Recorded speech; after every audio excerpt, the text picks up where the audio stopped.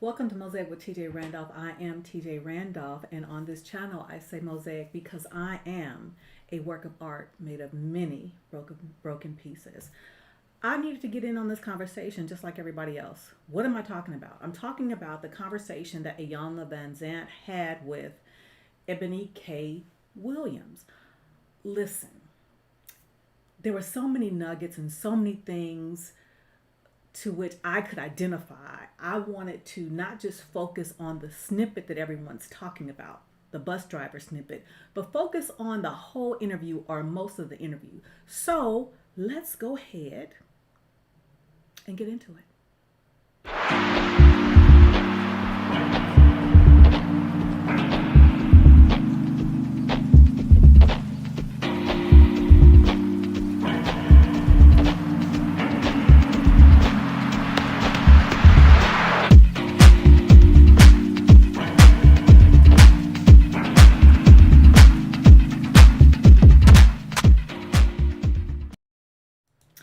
Okay, let's take a minute, if you would, to hit the like button and the notification button.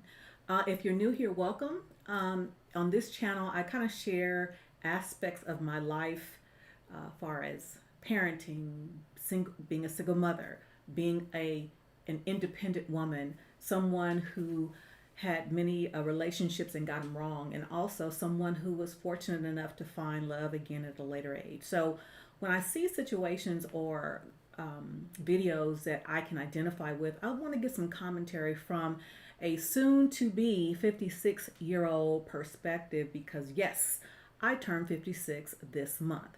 So let's get right into it. I'm going to be stopping along the way because I think commentary needs to be had. Let's go. Are so blessed to have you here with us today on the Griot. I want to start, dear, with something that we share, which is that we are both attorneys by trade. You are a lawyer, you have a legal background. And as women in the law, Ayanla, do you believe that lens, that legal lens, informs our perspective and the way we show up in the world as women? Oh, absolutely. And that's why I got out. Yeah, very, very masculine, very intellectual, almost stripped and robbed of humanity. It really shows the dichotomy between the letter of the law and the spirit of the law. And for me, it just didn't feed my soul. And so I had to get out. Very important here. As a young woman, when you get out into the world after college, you are hard charging and you want to go after the things that are going to have you check those boxes off. And you're really not in tune with yourself because, again, well, sometimes you are, but in many cases you're not. And you're trying to make your mark. And you're trying to prove that you are just as smart, just as talented as the next person, and the next person is going to often be a man. So, what are you going to do? You're going to meet that male energy because you want to let them know that you deserve to be right next to them, whether it be law enforcement, whether it be the military, whether it be the legal profession. Also, even in HR, what I'm doing right now, what I've done is I deal with the law in as much as I'm not a lawyer. I deal with facets of the law that have to be enforced. And sometimes I have to be a bit forceful with that. Let's continue. I feel that, and I do feel that I might have heard on a date or two, Ayanla, that we are not in a courtroom, Ebony. You can put the gavel down, and I do, I do feel it can spill over into the way I show up in my womanhood, which is. Stop right there. Listen. By her own admission on dates, we're not in a courtroom, Ebony. So that becomes part of your persona. And I've shared with you on several occasions that I took that, as far as my military career, into my relationships unbeknownst to me. I thought that I was just being a confident, assertive woman, but not realizing that I was coming off as argumentative in the social posture. Okay, let's go. Really the center of this conversation today, Ayanla. We want to discuss masculine energy, feminine energy. I do want to start with kind of a news framing, which is that women's rights across the country, especially black women's rights, they're under attack. Lots of laws are banning abortions. They are regulating what we can and cannot do with our bodies. What do you think happens for black women when this type of siege is at play and we don't feel we have anyone to protect us? Right. Well, the first thing I think we do is we go into anger. We go into anger without a clear ask. Doesn't make sense to be angry unless you got to ask. What is it that you're asking for? People can say anything in the world, but that doesn't mean that they get a right to do it. It doesn't mean that they get a right to affect you. But because so many of us are programmed and conditioned and educated to think like men, we respond like men. And when I mean men, I don't mean two-legged beasts. I mean in the masculine energy, and it becomes competitive, it becomes aggressive, it becomes againstness. And that's not who we are as women. It just isn't. I'm smiling because that was so me. That was so me. A lot of times, especially not even before I got into the workforce, a lot of times, even as a student, a college student, you all know I went to my school reunion. They talk about I was a force to be reckoned with. Why? Because I met obstacles or pushback, challenges in the same manner in which men did. And you are not going to roll me over. You are not going to punk me. So I thought I was just being a formidable opponent, which I was, but what is that? What is that? It's masculine. Now it's the time and place for anything. What you're not going to hear me say is that we should be shrinking violets all the time. No. I'm not going to say that. There's a time and a place for everything. I think the challenge is when we don't know when or how to dial it back. Let's go. And I think for black women, particularly for us, the way that we've been programmed and conditioned and educated in the society to expect less, to accept less, to be angry and to complain, but to not really step into our authentic self, our authentic power as women, and create what we want, even if that's create the demand. Oh, no, not here, not today. Okay, I hear you articulating, Ayanla, this masculine energy traits, the competitiveness, the assertiveness. Tell me how you would frame feminine traits. Aggressive. Grace. Aggressive. Yeah, aggressive, not assertive. It's okay for a woman to be assertive. Grace, first of all. I think we've lost our grace. We move in such a harsh and hard way. Grace, compassion, nurturing, nourishing, elegance. How about majesty? How about divinity? How about holiness? This is not a language. Let's throw regalness in there. Let's do all of that. And it's interesting because I've been talking about that. Class, elegance, grace, compassion. I'm gonna just go ahead and go there. I love being a woman in general, a black woman specifically, but we can be mean as hell. And what do you mean by that, TJ? I'm glad you asked. Because even I've noticed that several people have done commentary on this exchange here and hearing Iyanla's words or advice to this young woman. And I say young woman because she's younger than me and Iyanla. And the level of disrespect toward this woman, this older woman, this elder, who's trying to admonish younger women to be met with mammydom or to suggest that what she is suggesting that we women, black women specifically, settle for the bottom of the barrel as opposed to this senior executive white collar guy. That's not what she was saying at all. But we're going to get to it.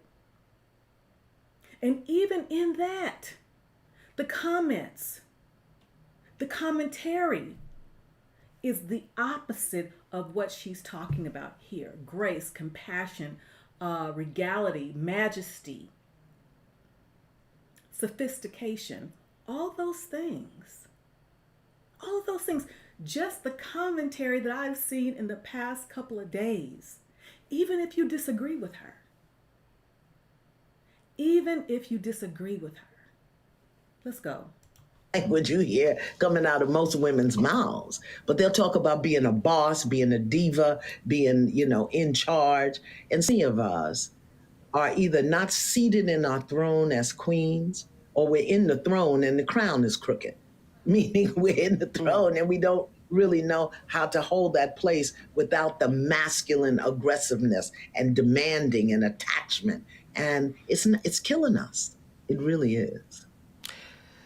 So in a recent interview with our dear friends over at the Breakfast Club, that went very viral for very good reason, you said that women are being trained to be men in skirts. I will acknowledge, I will say I was triggered. I was a hit dog, and I hollered to the entire production team to get you here. Hold on. Ow! Straight up. Okay? So many women were outraged by that.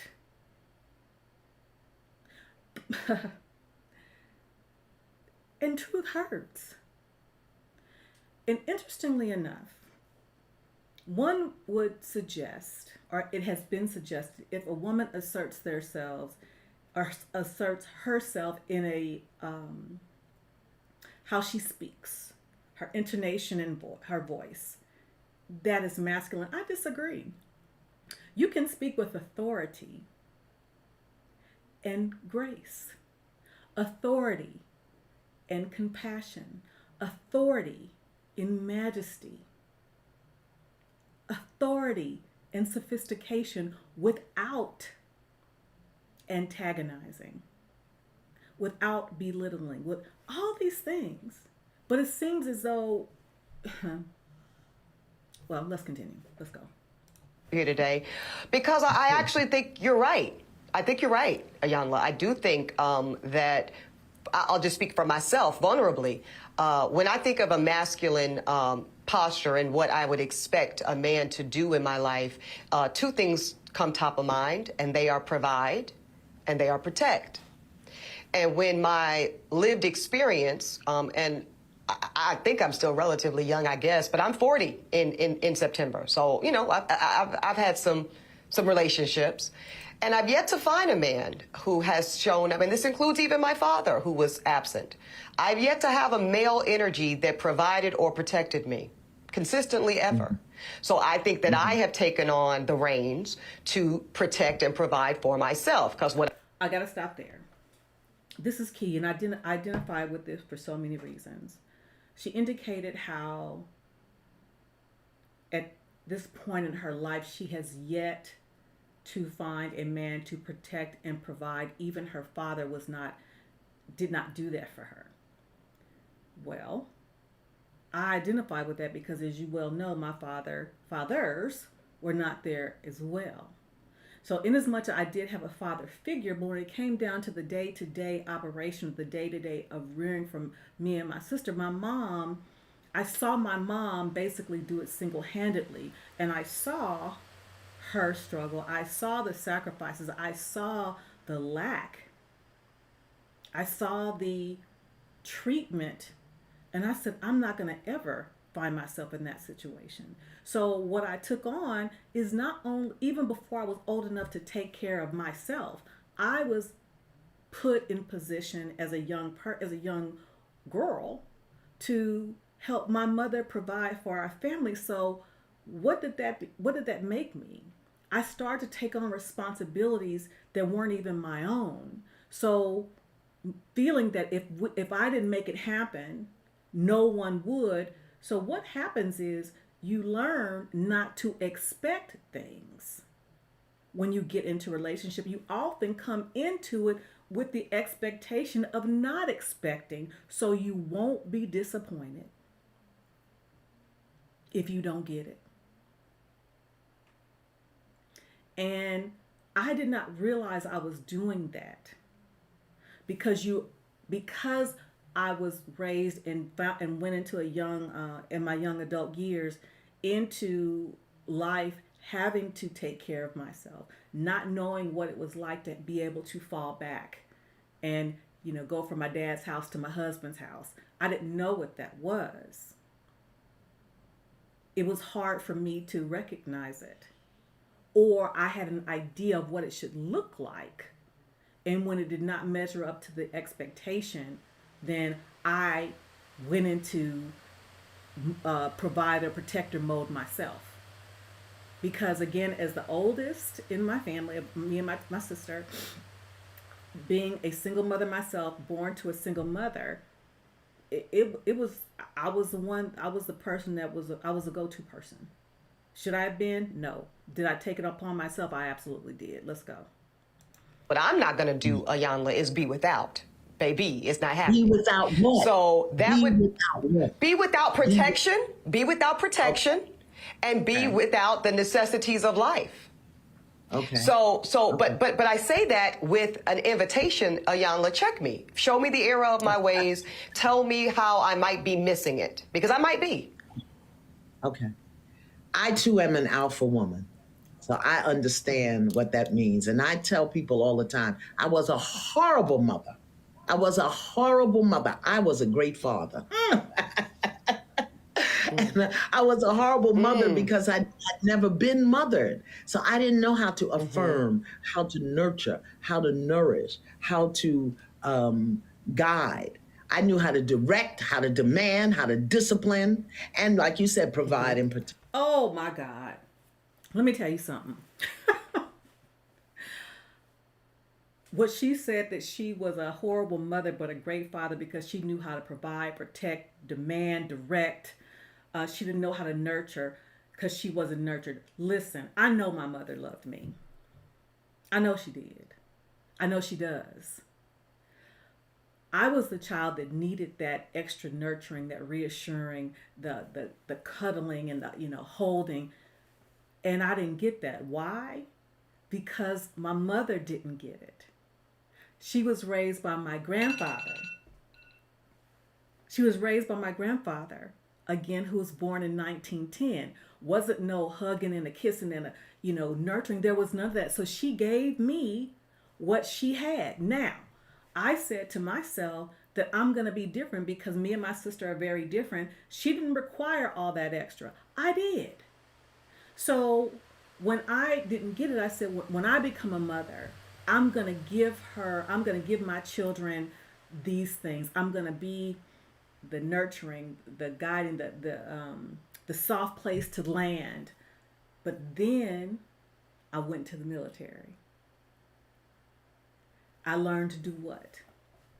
Direct, lead, discipline. And what did I do as a young mother? Well, 27. I did all those things. Yeah, there was some nurturing and molding, but there was a lot more of the other. Wow, this is good. Let's go. Those are masculine energies. And the distinction here is men build, women create. So we know how to build. We know how to get to the external and get the work done and drive and push and do it. We don't know how to be still, create it, and allow it to come to us. Let me tell you something. That was one of the most challenging things of my life throughout my career. Always reaching for the next, always charging hard in my career, in my education, not sitting still. I always was striving, competing, and like she's talking about, what is that? It's masculine. Now, I'm not saying that we shouldn't compete or strive for certain things, but I think what is important is that we recognize when we are striving, what are we doing? How are we showing up in the competition? And I learned that when I lost everything. I learned how to create because I had already built and it all crumbled. The house, the husband, the job, the contracts, the professional career in the world, Sure. stripped of it all the attachments, the necessities of life, Or the accoutrements. the creature comforts, Right. until I was stripped down to the bare bone. And then I had to learn how not to build. Build is external, create is internal. And we as women have the power to create and attract anything we desire. But we don't get still. We won't shut up. Listen, we've got to learn to be and not just do. I'm going to say it again. We've got to learn to be and not just do. But check this out. I know this is probably not intentional, but look at her like, we do that. The perching of the lips. Okay. And we manage everything through fear, control, and survival. Ooh, wait. Fear, control, and survival. Survival. Fear, because like Ebony said, I was not going to be without. Why? Because I knew what it was like to be without having heat sometimes, with the electricity being turned off, having to have, the same food all the time because my mom couldn't afford to buy certain things. Oh yeah, I knew what all was like, so I was not going to be without. I was going to grind, and this was even before I had my daughter. So can you imagine how much more so I would do when I had her? Oh my gosh. And survival. Again, no disrespect to my daughter's father, my ex-husband. There were times that he wanted me to get out of the military and just be his wife and her mother. And I wouldn't. I was not willing to give up that control, because out of fear that what if he decides that he don't want to take care of us? What am I going to do? So I wouldn't. I didn't. I did not give up my career. Again, he had played a part and I played a part. But largely it was because of our relationship was volatile in and of itself, and I knew how he had acted with the child we have, and I was not going to put myself in a position, if he decided that he wasn't going to take care of us, that I was not going to be able to do that. So yeah, survival, control, scarcity, all of it, fear. Let's go. As opposed to feeling, knowing, and blooming or flourishing. Complete different thing. But since we've never been trained, we haven't been taught. So we do it the way we were taught to do it, which is very masculine in nature. Yes. And very external. I feel that you are describing me to a T, Miss Iyanla. Now, is this why you are conducting a rites of passage program, so that women, all of Black women in particular, can learn to create? Women, so that we can learn our authentic power, that we can learn the distinction between a powerful woman and a woman in her power. There's a distinction, but there are skills and tools and practices and processes that we have to learn. At every age, the 20s have a process, the 30s have a process, the 40s have a 50, 60. We each have a process. And if you don't learn your 20 process, you're going to be doing it at 50. If you don't complete your 30 process, you're going to be doing it at 60. Ooh, wait. Now that's a word. That's a word. If you don't complete your process in your 20s, you're going to be repeating it in your 50s. Listen, that is probably why it took me so long to get it right. Because I didn't know I was doing it wrong. I thought I was being, what I thought was strong for and appealing to a man was completely opposite of what I was giving. We can be strong as women for men, but it looks different. It looks different. It moves different. I learned it later. I'm glad I learned it. My daughter got it earlier. I'm glad she learned it. And that means you'll be running on overdrive instead of seated in your power. Yes. And the secrets are there. They come from our culture, they come from our history, but no one has taught us. So, me, as a descendant of Africans and Native Americans, I have a very lovely blend and mix. And I just, for a long time, I didn't do it because women in general, they don't want to hear. They think their way is right. And I'm crazy when I say sit down, shut up, and listen, and you can create what you want. They don't want to hear that. Let me again going back to the commentary or the responses to this video. The aspersions cast upon this woman are who's an elder, who's lived. Okay? Not telling you something she wrote about, but something that she lived. Something that she came to know because, again, by her own admission, if you go about 25, 30 years, you'll see that she was saying something different. What? She learned. But can't tell y'all nothing. No matter how nice you say it. Because, see, they're calling her Mammy. The hell? How disrespectful is that?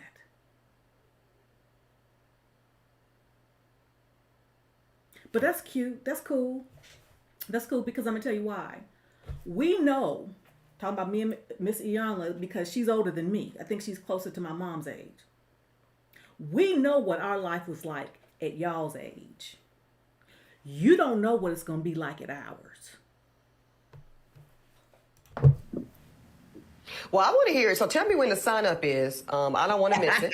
Let me know when you're taking registrations because I am curious. I had a very lovely single black mother, and I'm going to get to the statistics on single black motherhood and family life. But she was, by definition, more of a father figure in terms of providing and protecting. And I think that's very common. So according to the U.S. Census, Iyanla, 23% of households in the country are single-parent households, and we know 80% of them are led by women.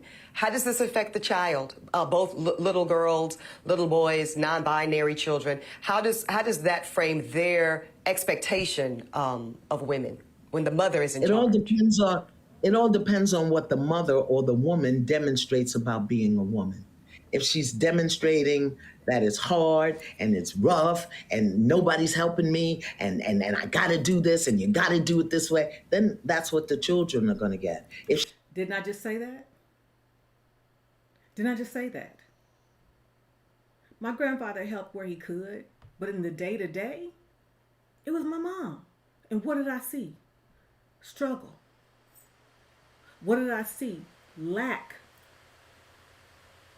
What did I see? Fear. Uncertainty. Abuse. So that framed my way of thinking, and that again went to the perspective, I will not ever be in a position that I have to depend on a man to end up like that. But I didn't know any better. I was trying to survive because that's what I saw my mother do. She's angry because she's alone, if she's desperate if she's not conscious, if she's not careful. I mean, when I look at the damage that I did to my children, not being clear about who I am as a feminine expression of the chief architect and creator of the universe.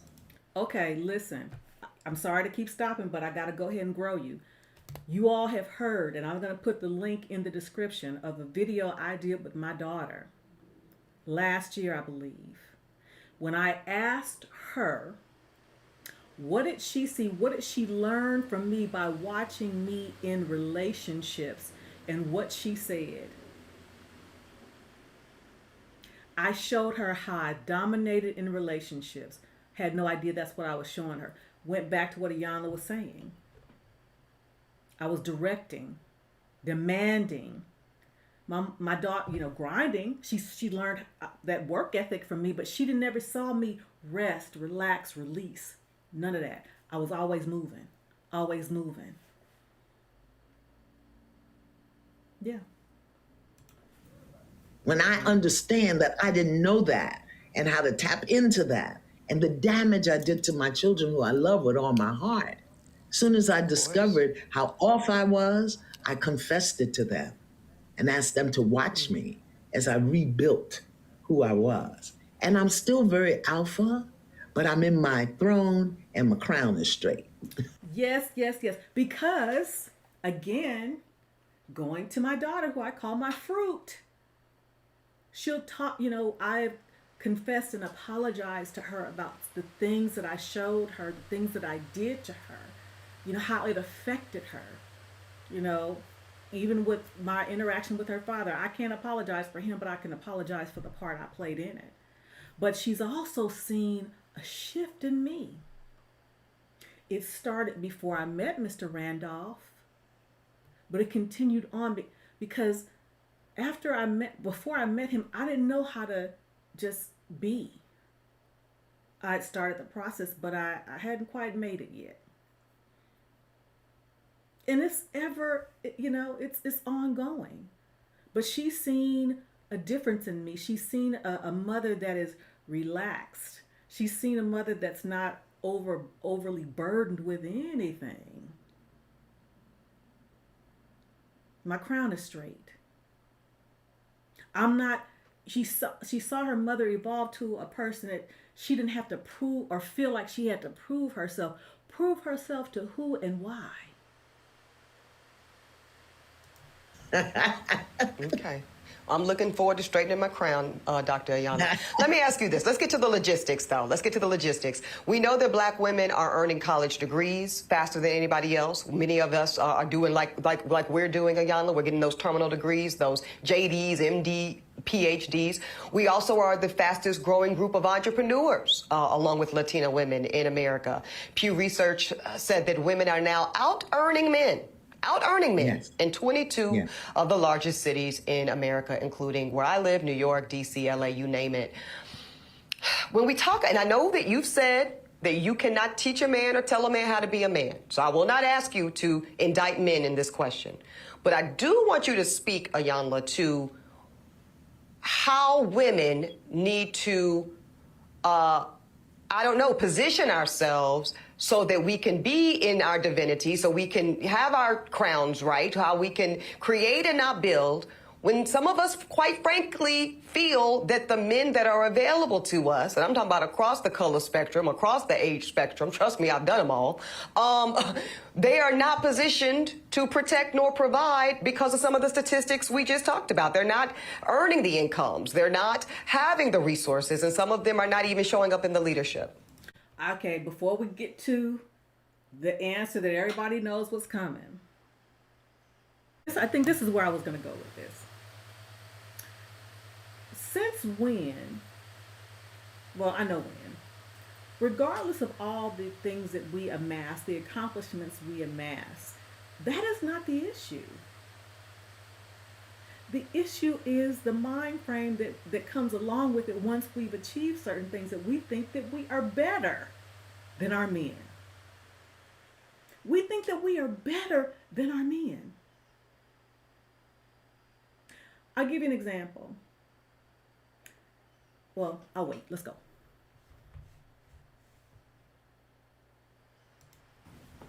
Would you date a bus driver? Oh, here it is.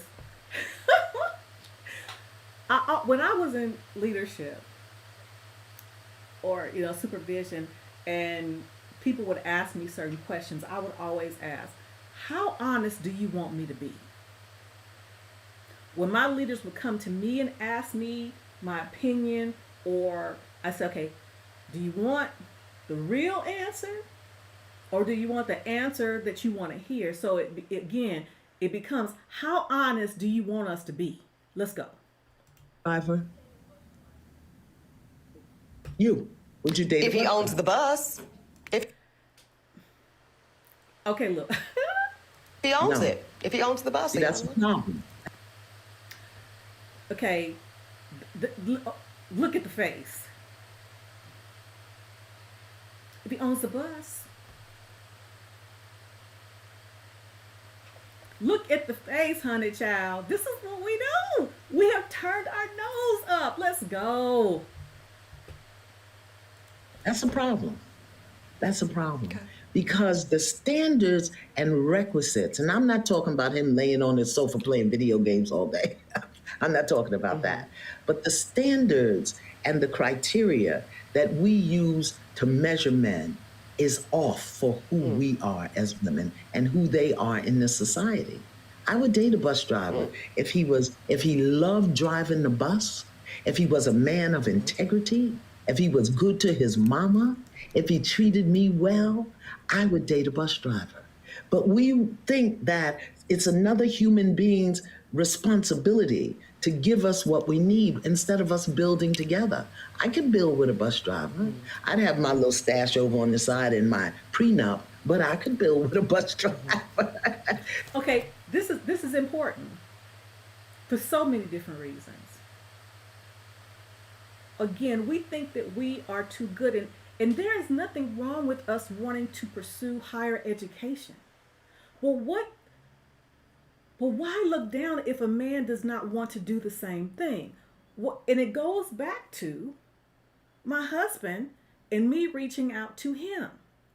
Why? Because he saw all the things that I had amassed, the accomplishments that I had gained or garnered, and he thought that a woman of my stature would not be interested in a blue-collar truck driver.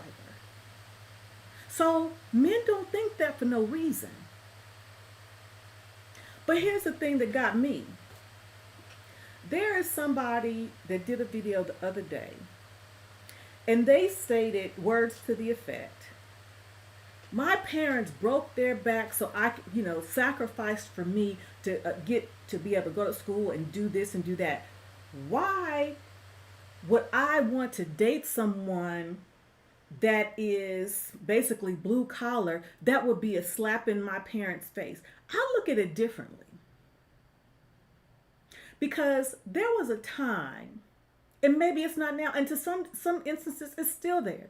There was a time that a man and a woman could make a living or raise a family when he worked at GM, worked at the federal government, worked at the city government, or whatever. And the wife was still working. She might have been a teacher. She may have been an administrator. She may have been white collar. But there was a time, or the man may work in construction. There was a time that our fathers and grandfathers did that. That's the kind of work my grandfather did. So that would be to say that I would turn my nose up at that because I have, I've gone to college. What about the fact that the man has a work ethic? Let me tell you something. Y'all know that Mr. Randolph is a truck driver. I would have dated him had he been a bus driver. Why? What I see in him are the things I saw in my grandfather. He will work.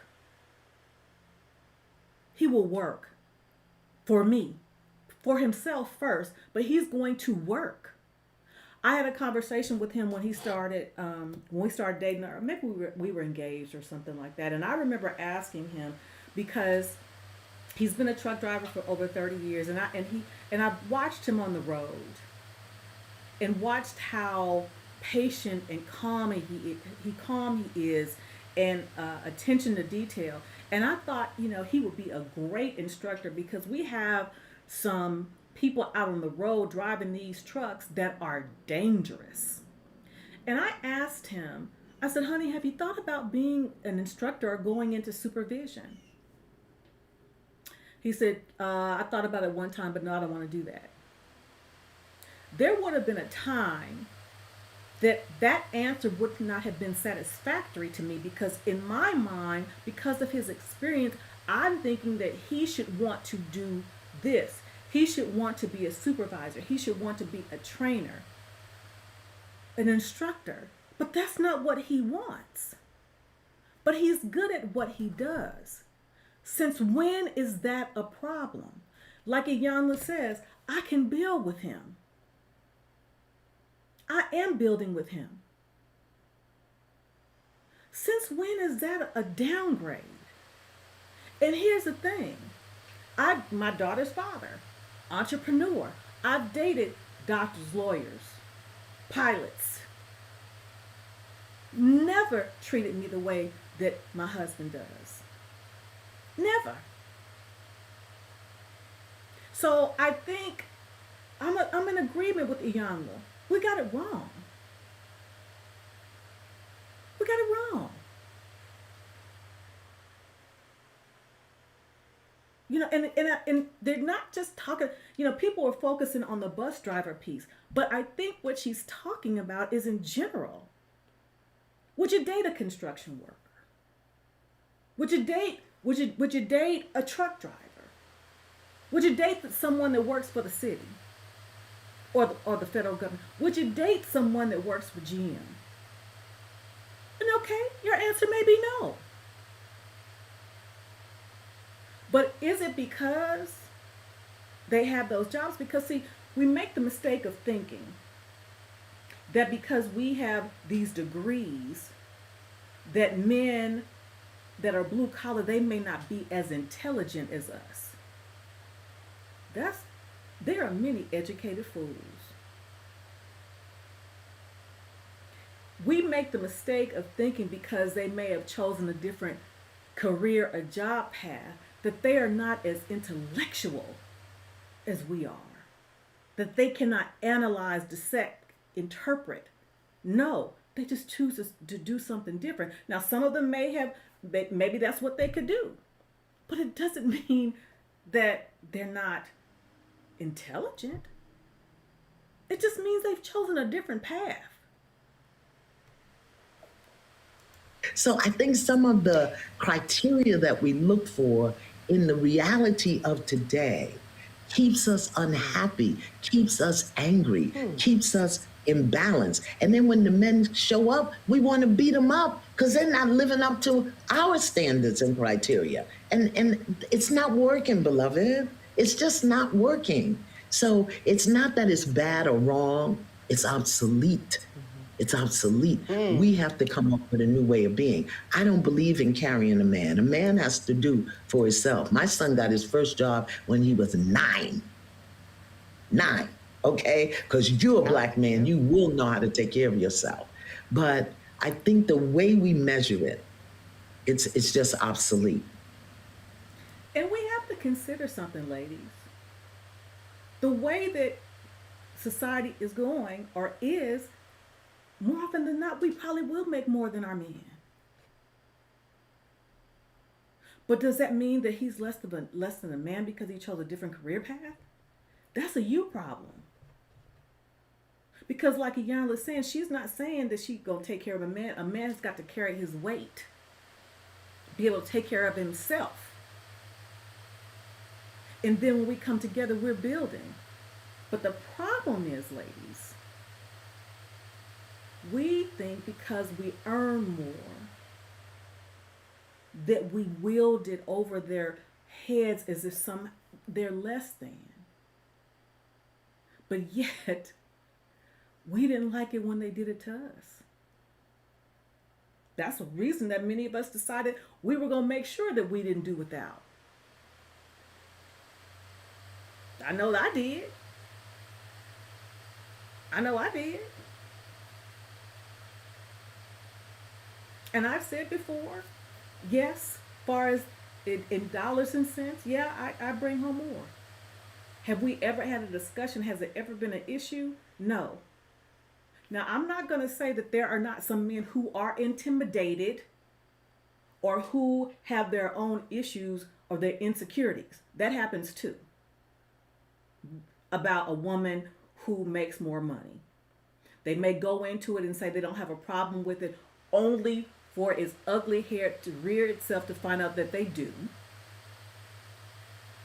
And then make it they put their issues on the other person. That happens too.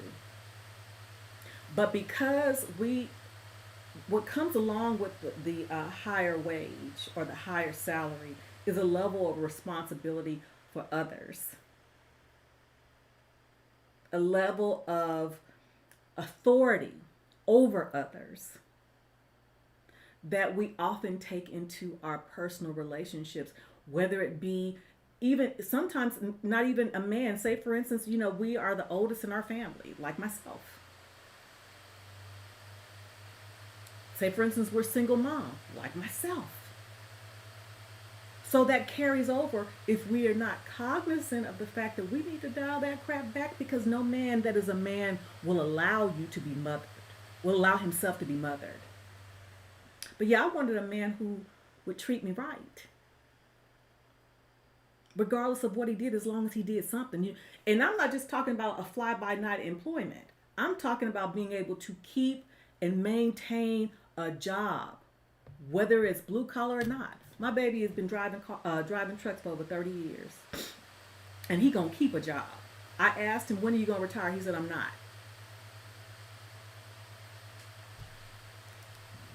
I think that's a factual analysis. For whatever we want, expect, we're told we were going to get, we got to look at the numbers and what's available on the marketplace. So you're certainly not wrong in the analysis.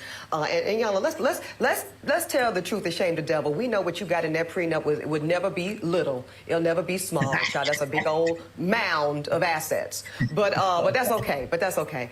Let's spend a little more time just so we're really clear in this conversation, Dr. Van Zandt, difference between masculine energy and feminine energy, because I know that is not necessarily gender assigned, right? This is bigger than that. This is bigger than genitalia, right?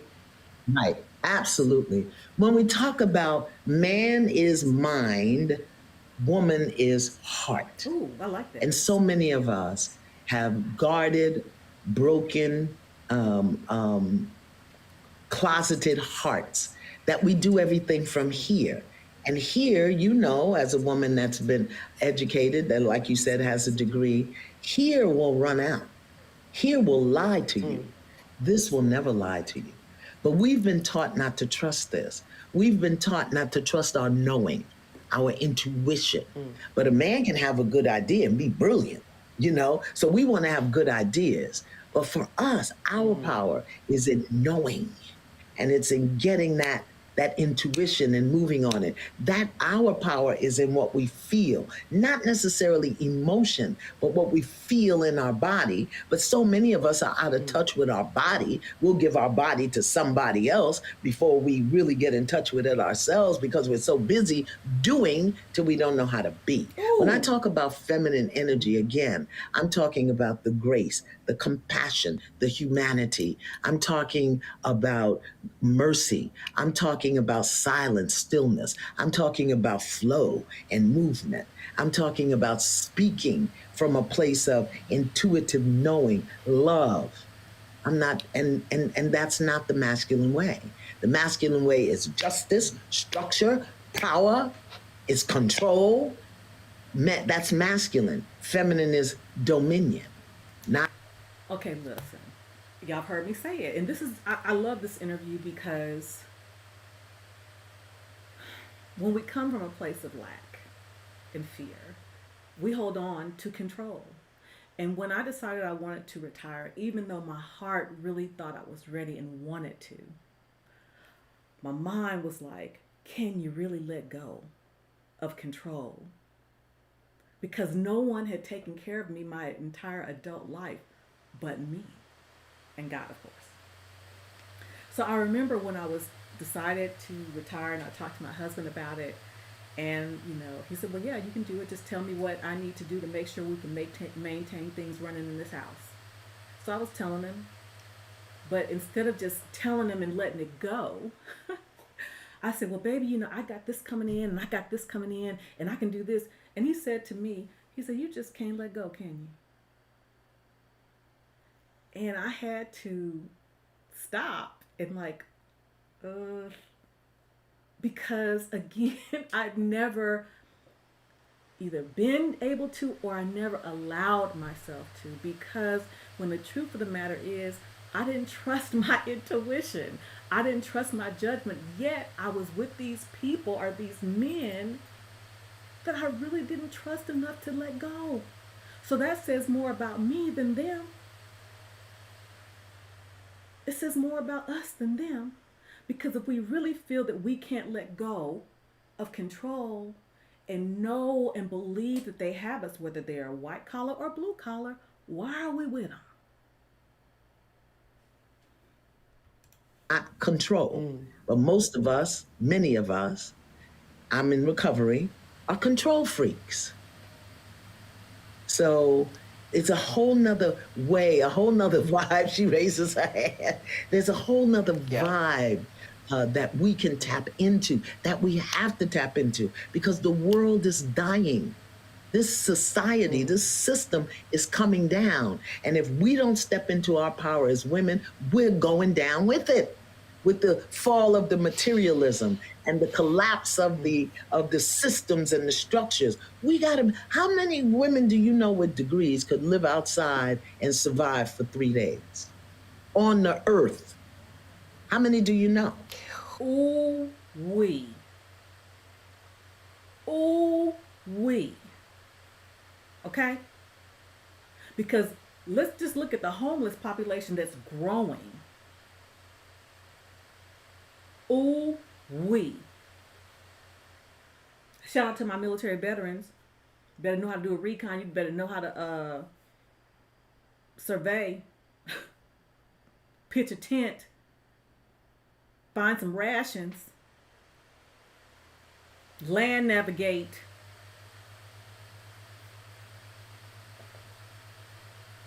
shoot a weapon. I know I can. I know what to eat. I know where to find water. I'm not saying we got to go back to the rustic times of the wild, wild west, but I'm saying being in contact and in touch with the earth in a way that empowers us. Yeah. Take the pants off. Take the pants off. Let your hoo-ha get some air. A new definition to breathe again, huh, Yanla? Listen, it's funny you say that. I only can survive the wilderness, and I know for sure, and I actually was able to do it for about 12 days because I was on a CBS reality show called Beyond the Edge that challenged me, though. It challenged me to do those things in a way I'd never done before. Before you leave us, I need to ask you about how what you're saying for women to sit in there knowing, be quiet for a minute, shut up and tune into our bodies, tune into our innate knowing, as I hear you say, but how that works alongside feminism. Because you've said you're not knocking feminism. You're not saying women cannot be police officers, firefighters, play football, or anything else. But you are saying that this hustle culture has given women a need to feel like we must be in competition with men. Is that feminism for me? Feminism for me is a political or a social construct. And a woman, empowerment as a woman is an internal experience that becomes an external expression. I can be solid in myself as a woman. I may not want to play football or carry a gun on my hip. I may not. But the distinction is I'm not looking to anything outside of myself for my power. Not. And I know that everything is coming to me to stretch, strengthen, grow me into my authentic and original being. Grow me. Listen.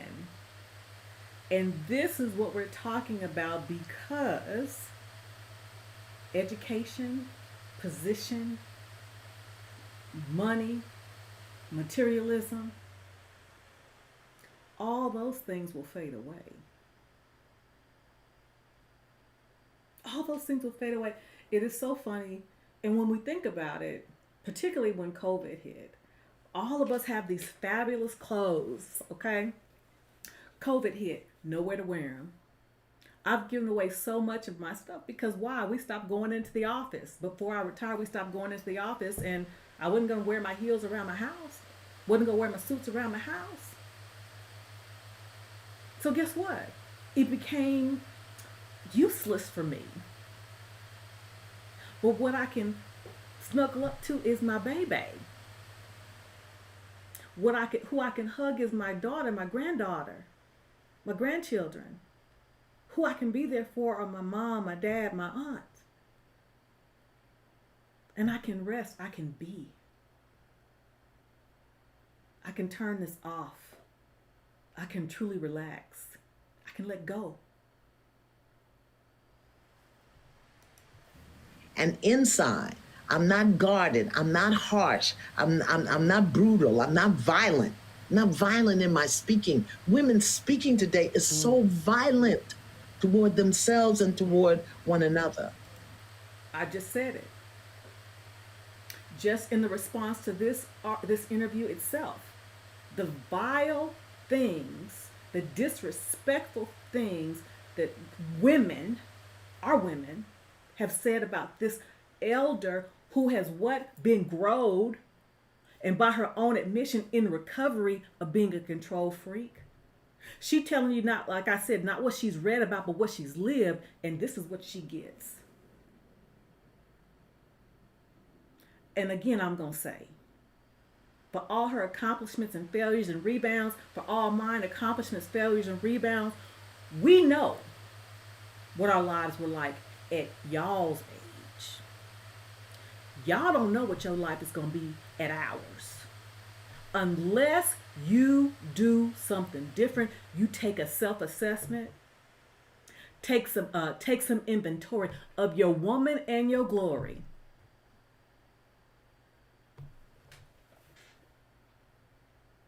That's a song, by the way. So I'm not talking about a political construct, the women's movement. Right. I'm talking about the move of women for themselves, within themselves, so that they can be themselves in a completely different way.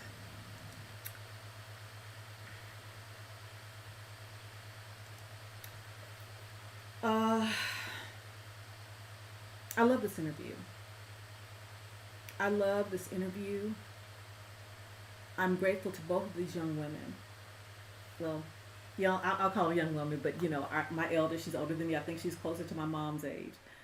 But also to Eboni K for being vulnerable. And some of the things that she may be able to take with her and some things she won't. But she listened. Again, you say, well, that's her job. She's doing an interview. But I'm sure she took some things away from that. And I still did. And I'm on the other side. I've learned being with my husband, being out on the road with him, certain things that it takes to survive out on the road. I knew some things. I knew some basic stuff. How to get food, water, how to, purify water, all those kinds of things. But I'm learning more. Because, see, we make the mistake of thinking that because we have all this money, all this stuff, that when push come to shove, if the bombs start dropping over here, that we can buy whatever we want to get done. They're going to be trying to take care of themselves too, wherever they are. And again, if nothing else that COVID showed us, when it came time to go out and look for toilet paper, food, I didn't have to do that. I didn't have to, bump elbows because it was crazy. That's what they're talking about. But again, for those of you who only gleaned that she was saying you got to marry down, you missed the whole freaking point. You missed the whole point. No one is saying roll over and just take anything or anyone. No. She didn't say that. But that's what some of y'all took from it. I'm not better than my grandfather, who, yes, worked hard in construction, in woodworks. And I got me a good working, hard working, God loving, God abiding man who loves me, protects me, provides for me, and has shown me things in his selflessness and how protective of me he is. I've never had it. Never. And showing, learning again, like Iyanla says, to be quiet. I still have stuff to say, but sometimes it's not necessary to say it. Or if I say it, I might say it without speaking it. That's something I had to learn, and then it gets me what I want or what I need.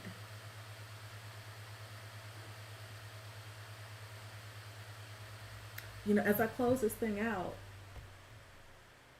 I'm going to end it, with words spoken by Billy D. Williams in Mahogany.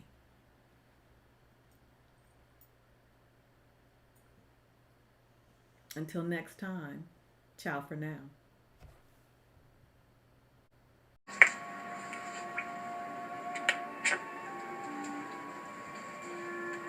Let me tell you something, and don't you ever forget it.